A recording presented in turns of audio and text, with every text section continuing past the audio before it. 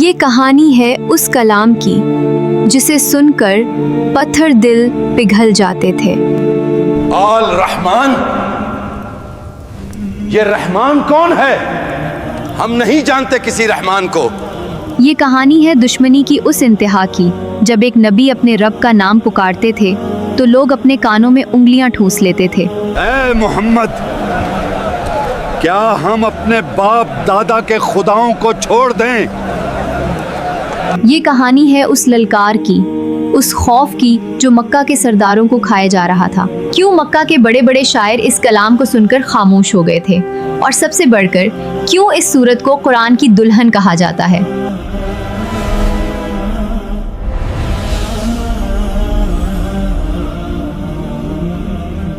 مکہ میں جب رسول اللہ نے تبلیغ شروع کی تو کفار ان کا مذاق اڑاتے تھے۔ وہ کہتے تھے کہ یہ قرآن محمد کو کوئی انسان سکھاتا ہے۔ جب قرآن میں الرحمن، سب سے بڑا رحم کرنے والا کا لفظ آیا تو وہ چڑھ گئے۔ تم کہتے ہو رحمان کے آگے سجدہ کرو، ہم کیوں کریں؟ ہم تو اسے جانتے تک نہیں۔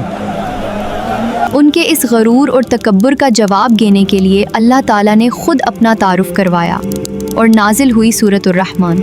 اس سورت کا مقصد ان پتھر دلوں کو یہ بتانا تھا کہ جس رحمان کا تم مذاق اڑا رہے ہو، ذرا آنکھیں کھول کر اس کی بنائی ہوئی کائنات کو تو دیکھو۔ تو تم اپنے رب کی کون کون سی نعمتوں کو جھٹلاؤ گے؟ میرے رب تیرا شکر ہے۔ اکثر ہم گھروں میں سورۃ الرحمن کی تلاوت سنتے ہیں، بس تم اپنے رب کی کون کون سی نعمتوں کو جھٹلاؤ گے؟ بہت سکون ملتا ہے نا؟ لیکن کیا ہم اس کا اصل مقصد جانتے ہیں؟ چلے دیکھتے ہیں کہ اس سورت کے بارے میں احادیث اور بڑے لوگوں نے کیا کہا ہے۔ میں نے ایسا کلام پہلے کبھی نہیں سنا۔ یہ کسی انسان کا کام نہیں ہو سکتا۔ صرف یہی نہیں، اس سورت کی خوبصورتی کی وجہ سے امام بہقی کی روایت کے مطابق رسول اللہ نے فرمایا، ہر چیز کی ایک دلہن ہوتی ہے اور قرآن کی دلہن سورۃ الرحمن ہے۔ اس کا نزول مکہ میں دشمنی کے اس دور میں ہوا جب مسلمان کمزور تھے۔ آئیں اب اس سورت کو ایک آسان اور سنیماٹک طریقے سے سمجھتے ہیں۔ اس سورت کے 3 بڑے حصے ہیں۔ حصہ 1، رب کا تعارف اور کائنات۔ پہلی آیت شروع ہوتی ہے الرحمن۔ غور کریں، اللہ نے یہ نہیں کہا کہ اس نے پہلے انسان بنایا، بلکہ پہلے فرمایا کہ قرآن سکھایا۔ کیوں؟ کیونکہ انسان کے جسم سے زیادہ اس کی روح کو ہدایت کی ضرورت تھی۔ پھر اللہ فرماتا ہے سورج اور چاند ایک حساب کے پابند ہیں اور درخت اور پتھر سجدہ کر رہے ہیں۔ انصاف کے ساتھ ترازو قائم کروا، یہی رحمان کا حکم ہے۔ یہاں اللہ ہمیں کیا سمجھا رہا ہے کہ جیسے پوری کائنات ایک توازن بیلنس پر چل رہی ہے، تم انسان بھی اپنی زندگیوں میں توازن پیدا کرو۔ اس صورت میں اللہ نے انسان اور جنات دونوں کو اکٹھے خطاب کیا ہے۔ پورے قرآن میں ایسی کوئی صورت نہیں جہاں ہر دوسری لائن کے بعد ایک ہی سوال پوچھا گیا ہو۔ بس تم اپنے رب کی کون کون سی نعمتوں کو جھٹلاؤ گے؟ اے ہمارے رب، ہم تیری کسی بھی نعمت کو نہیں جھٹلاتے، تمام تعریفیں تیرے ہی لیے ہیں۔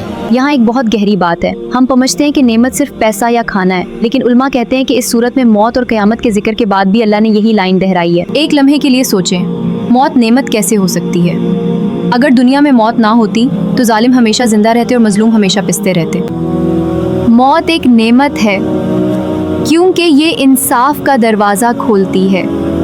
سورت کے آخری حصے میں اللہ ان لوگوں کا ذکر کرتا ہے جو اپنے رب کے سامنے کھڑے ہونے سے ڈرتے تھے۔ ان کے لیے اللہ نے 2 جنتوں کا وعدہ کیا ہے، بہتے ہوئے چشمے، ہرے بھرے باغ، یاقوت اور مرجان جیسے لوگ۔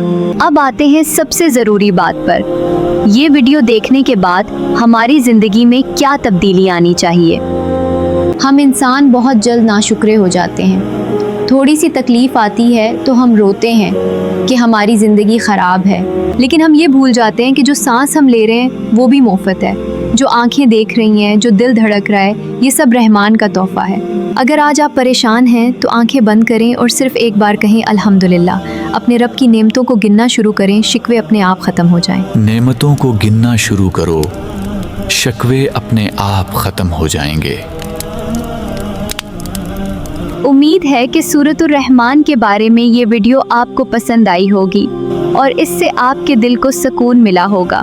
مزید ایسی ویڈیوز دیکھنے کے لیے ہمارے چینل کو سبسکرائب کرنا مت بھولیں اور ہماری حوصلہ افزائی کے لیے ویڈیو کو لائک اور شیئر ضرور کریں تاکہ ہم مزید قرآن پاک کی صورتوں کو بیان کر سکیں۔ اپنا اور اپنے پیاروں کا بہت سارا خیال رکھیے گا۔ ملتے ہیں نیکسٹ ویڈیو میں، تب تک اجازت دیجیے۔ اللہ نگہبان۔